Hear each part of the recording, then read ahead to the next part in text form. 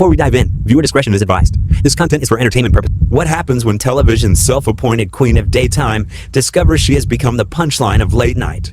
What happens when 30 years of unchallenged monologues crash into the brick wall of comedic precision?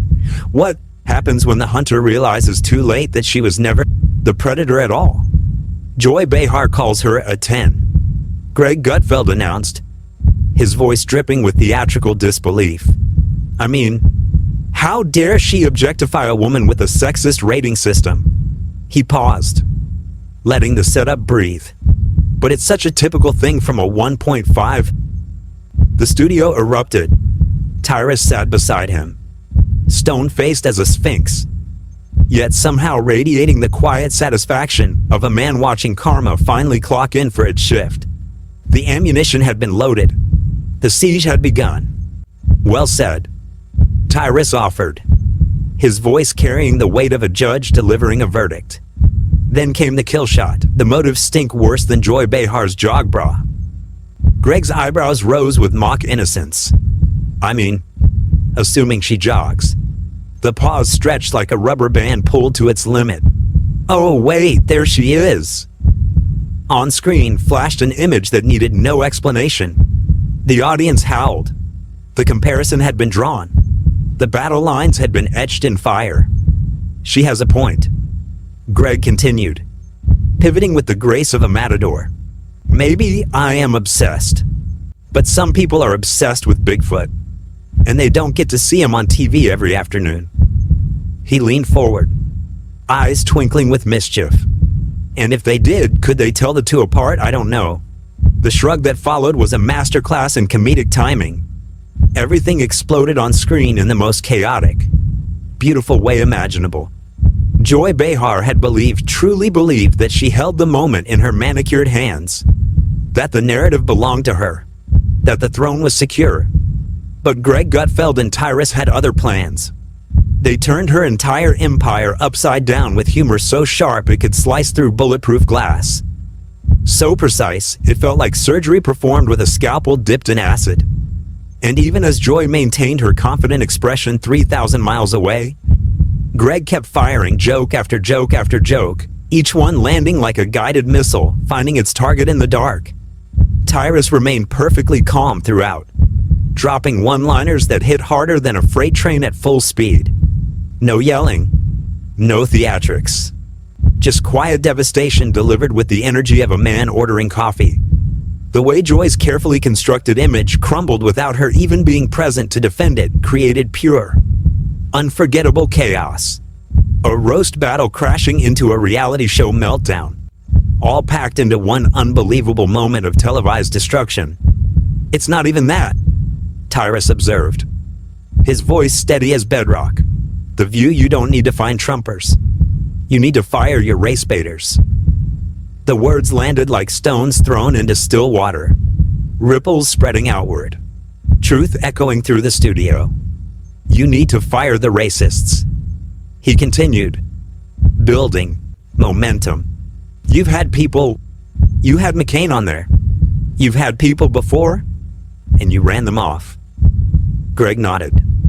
The picture of agreement. So, the racist ones who want to stick to this Whoopi and Sonny, and He paused, pretending to search his memory. Was it B? Midler, what's her name? Laughter cascaded through the studio like an avalanche. Tyrus delivered the finishing blow without changing his expression. The broke-ass Bette Midler. Fire them and bring people in. Maybe you could get McCain to come back. She was a Republican, Tyrus added. But every show and every break, she was nearly in tears because she was being. The sentence didn't need finishing. Everyone knew. Everyone remembered. Joy Behar had been sitting on her television throne for decades, carrying herself like nothing could shake her foundation, like nothing could penetrate her fortress of self-satisfaction. Then Greg Gutfeld and Tyrus stepped in, armed with sharp jokes and calm, confident energy that hit harder than she had ever expected, harder than she had ever prepared for, harder than her teleprompter could deflect. In just a few devastating seconds, her whole queen of the set image crumbled on screen. She stared in pure shock from her studio, watching her big dramatic reign slip away right before everyone's eyes, including her own. Joy Behar accused Elon Musk of being pro-apartheid, Greg announced, letting the accusation hang in the air, but then begged him afterwards not to sue. He paused for effect. Timing immaculate. Musk's lawyers have yet to comment because they're still checking to see if it's legal to sue a cow. The studio exploded. Shots fired, someone called out. Greg spread his hands innocently. It's a legal question. I don't know why it's so upsetting. I don't make the rules in this country. This whole moment wasn't some loud shouting match or wild on-stage argument. That would have been too easy, too expected, too survivable. No, this was colder, sharper, more surgical. Greg and Tyrus quietly took Joy apart piece by piece with jokes so precise they felt like they could slice straight through the television screen itself.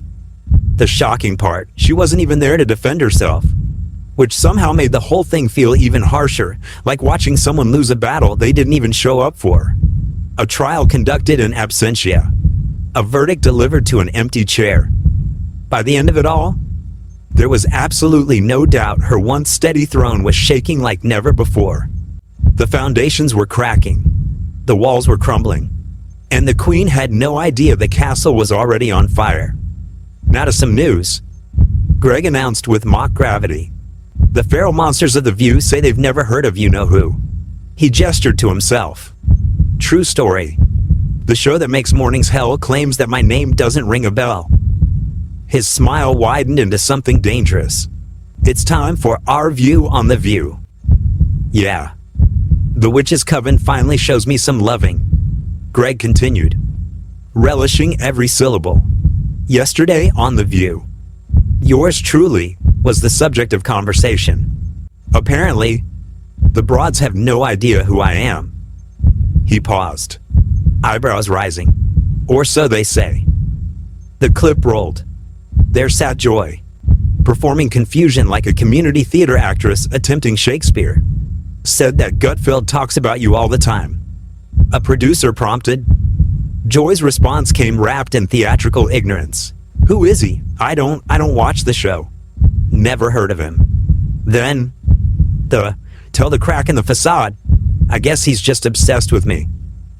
Greg was in full savage mode now, doing exactly what he does best, tearing apart the wild behavior of certain television hosts without mercy, without hesitation, without a single ounce of restraint. He painted a picture of those daytime stars who pretend to be wise while sipping fancy wine and acting like they understand real-life struggles, like knowing the actual price of gas or milk or bread. It fit Joy's comfort zone so perfectly that it was impossible not to notice. His jokes were so sharp and precise that you could almost hear them slicing straight through her polished TV image with every hilarious line he dropped. No. No. No. Greg laughed. Next, Joy's going to say she's never heard of carbs. The studio roared. Seriously, her denial of knowing me is as believable as red hair on her head. But obsession, he clutched his chest in mock offense. I mean, come on. Joy, where would you even get that idea? The montage began. Clip after clip after clip of Greg mentioning Joy. Like Joy Behar's face, it's looking worse and worse by the day. Another clip.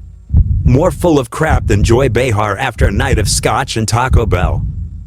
And another. Her being named Joy is like me being named ugly. The hits kept coming. Relentless as artillery fire. Joy wasn't there on the show. Apparently, Mondays are her days off when she feeds in the pasture. The final clip landed like a knockout punch. It now smells like a humid day inside Joy Behar's. The sentence cut off. It didn't need to finish. The imagination did the rest. Tyrus came in with his calm, cold energy the way he always does. No yelling, no dramatic behavior.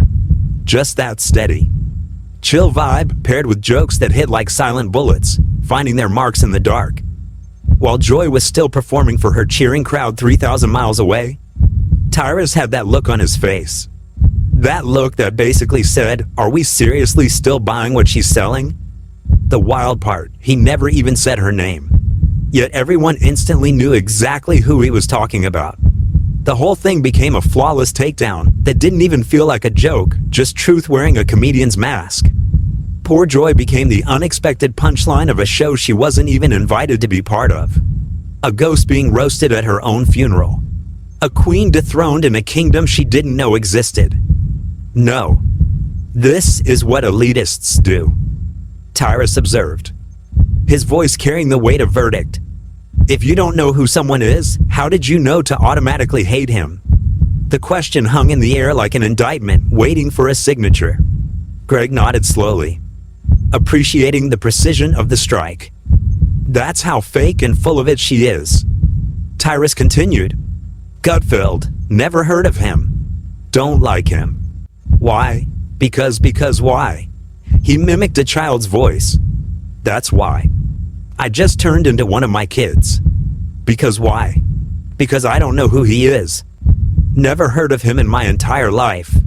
But why? Because I don't know. The mockery was devastating precisely because it was accurate. The Emperor's new clothes had been called out. The wizard's curtain had been pulled back. The throne was revealed to be made of cardboard and self-delusion. Because they are the last TV show to talk about high turnover, Tyrus added, shifting targets with surgical precision. We've been rolling 3 steady for a long time. We don't take breaks in the commercial to get away from each other. Well, Greg interjected with a grin. That's what the drinking's for. How did Tyrus let the question build? Meghan McCain. How'd that go, Rosie O'Donnell? Any of these previous fellow employees? Because one of the things they said was that no one walks away from money. His eyebrows rose. They got people running away from that show like it's on fire. This was where Greg Gutfeld truly showed his genius. He didn't argue. He didn't raise his voice. He didn't engage in the screaming matches that Joy's format demanded.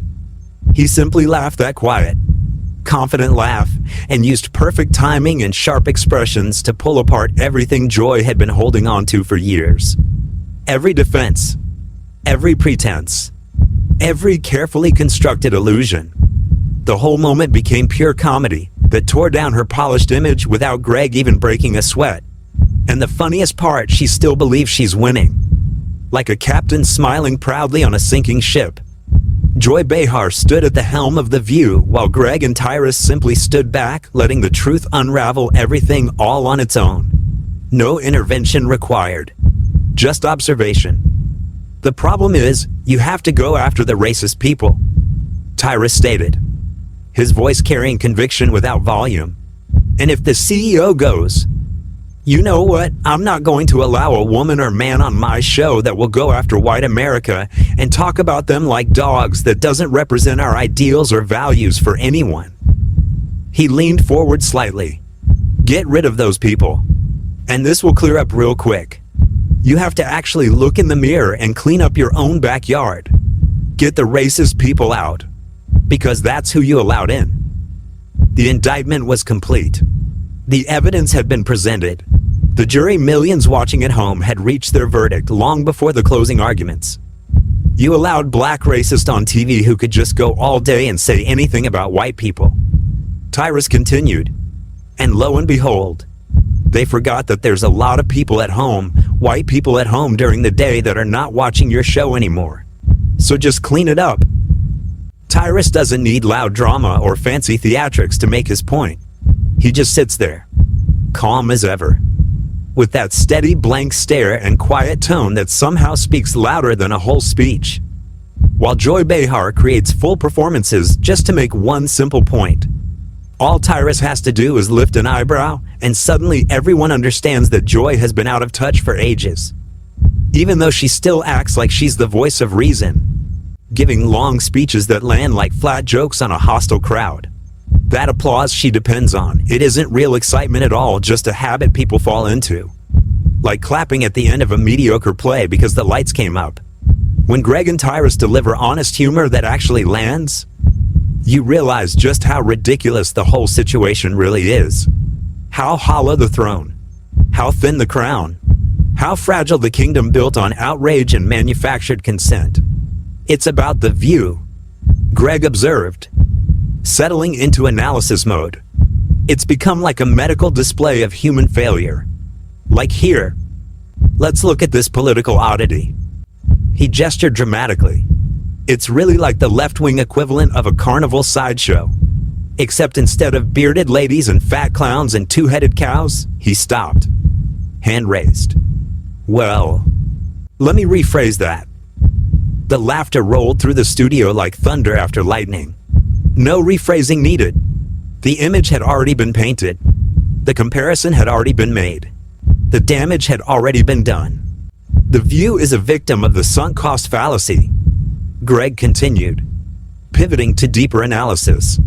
How can you now speak the truth when for years you've been telling lies after lie after lie? Now you're carrying this big bag of rocks around because it's too harmful for their ego to admit that they really were dishonest. They could be honest. All they would have to say is, he adopted a confessional tone. Look, we hate Trump so much we were willing to lie about Joe Biden because we felt he was preferable. We thought our lying and our cover-up was on your behalf. Greg spread his hands. Just say that. You're still scum, but at least you're honest scum. Tyrus gave Joy that unmistakable look, the kind that silently screams, girl, do you even hear yourself right now? Then he simply let her words collapse under their own weight. He didn't need to argue. He didn't need to raise his voice.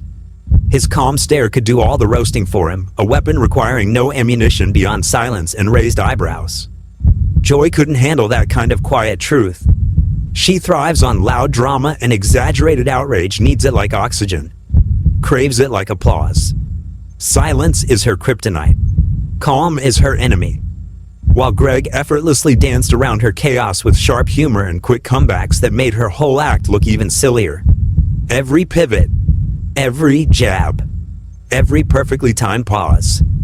The wildest part, she could stop pretending anytime she wants. But she won't, because she loves that bright TV spotlight way too much. Needs it. Depends on it. Would wither without it. And that's exactly what Greg and Tyrus exposed. Not Joy the person, but the dramatic performance she's been repeating for years. The mask. Not the face. The act. Not the actor. The costume. Not the character underneath. Sure. All that and the price of butter. Tyrus noted. His delivery dry as desert wind. Sonny gets the game ball. If it wasn't for her asking that question, it might have been a closer election. He shook his head slowly. But when you owe, nothing really comes to mind. I was like, shing. The sound effect was a verbal sword being drawn. Listen, Tyrus continued, voice hardening. They're bitter. They're angry. They're entitled. This should have been a reset for everyone who pushed lies and misinformation for the last few years. They called him Hitler. They called him these things. America rejected them. The verdict had been delivered by 63 million voters. The appeal had been denied. The sentence was already being served. And instead of coming back and saying, we lied, they're doubling down, Tyrus observed. So let her keep doing it. Because if she keeps that up, we're going to keep getting the Senate and probably the House and the White House.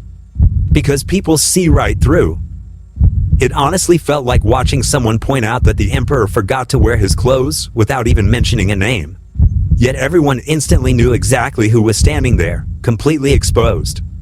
Tyrus didn't need to crack a joke or say a single word.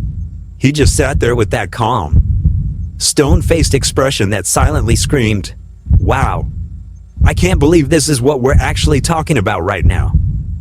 And that silence landed harder than any punchline ever could. Joy's confidence melted right in front of everyone like ice cream left on a summer sidewalk. The wildest part was that Greg and Tyrus didn't even have to step on her stage to shake things up.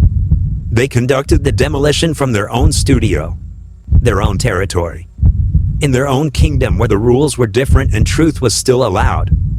The View hasn't been real conversation in ages. It's become more of a skit about people pretending to share deep thoughts, while the audience claps on cue trained seals performing for fish that stopped being fresh years ago. But what Greg and Tyrus do is the total opposite. They don't need cue cards or rehearsed lines or fake applause. They just sit there, talk honestly, and somehow turn every awkward truth into comedy gold. Watching that happen felt like long-delayed justice finally catching up to all the drama. The bill coming due, the check being cashed, the karma finally clocking in. Sure, love's running her mouth, Greg observed. She should. It's the only running she does. The joke landed like a precision strike. Simple, devastating, unforgettable. So what did you make of this? Emily interjected. V-back is what she called him. I don't care if you disagree or agree with him. That dude is not dumb. The laughter confirmed what everyone already knew. And that is what was so ridiculous. Emily continued. Everything that comes out of her mouth is ridiculous. But for her to make that kind of point about someone that we all know, regardless of how you feel about his politics or him running, he is undeniably brilliant. It's so... The sentence didn't need finishing. The absurdity spoke for itself. The Queen had called the chess grandmaster stupid, and the entire board laughed in response. While The View keeps clapping for itself and pretending it's delivering some deep, important message. Greg, Gutfeld and Tyrus are serving comedy that actually hits, and you can clearly tell which side people enjoy more. One side keeps preaching and scolding, wagging fingers at an audience that stopped listening years ago. The other makes you laugh so hard it feels like stress melting away, like tension releasing, like truth finally being spoken after years of carefully curated lies. When people get tired of being talked down to, they always choose laughter. Always. Without exception. Every single time. Which is why Joy Behar wasn't even part of this takedown. She was probably sitting in her chair waiting for some dramatic debate. Preparing her talking points. Rehearsing her outrage while Greg and Tyrus were already roasting her from miles away. Like an old TV dinner forgotten in the oven. She was burning without even knowing the heat was on. No invite. No red carpet. No notification. Just quiet destruction from another studio entirely. Greg lit the fuse, took a calm sip of coffee, and watched her whole act start to shake apart from the comfort of his own set. Tyrus wrapped it all up with one blank look and a tiny snort that said everything without needing a single word. Here's Joy Behar talking about refusing to share a kidney. Greg announced, setting up the next clip with the anticipation of a man about to detonate dynamite. Joy's voice filled the studio. My friend's with a Trump supporter. I won't give them a kidney. But I could be friends with him. Greg's response was instantaneous. Hey Joy, it's a kidney, not a pizza. The studio erupted. Of course she's kidding at first. Greg continued, his tone shifting to something more analytical, more serious. But then she goes on to explain the moral foundation for her resentment. And it's the same one that drives all deadly ideology. The observation landed with weight. This wasn't just comedy anymore. This was diagnosis. This was autopsy. This was the careful dissection of a worldview that had curdled into something unrecognizable. And that's the part that really hits hard. Joy was clearly prepared for a loud, dramatic fight, maybe hoping for a split-screen explosion, filled with shouting and exaggerated gasps. The format she knows. The battlefield she's trained for. Instead, she ended up being roasted in a moment where she didn't even matter anymore. Where her presence wasn't required for her destruction.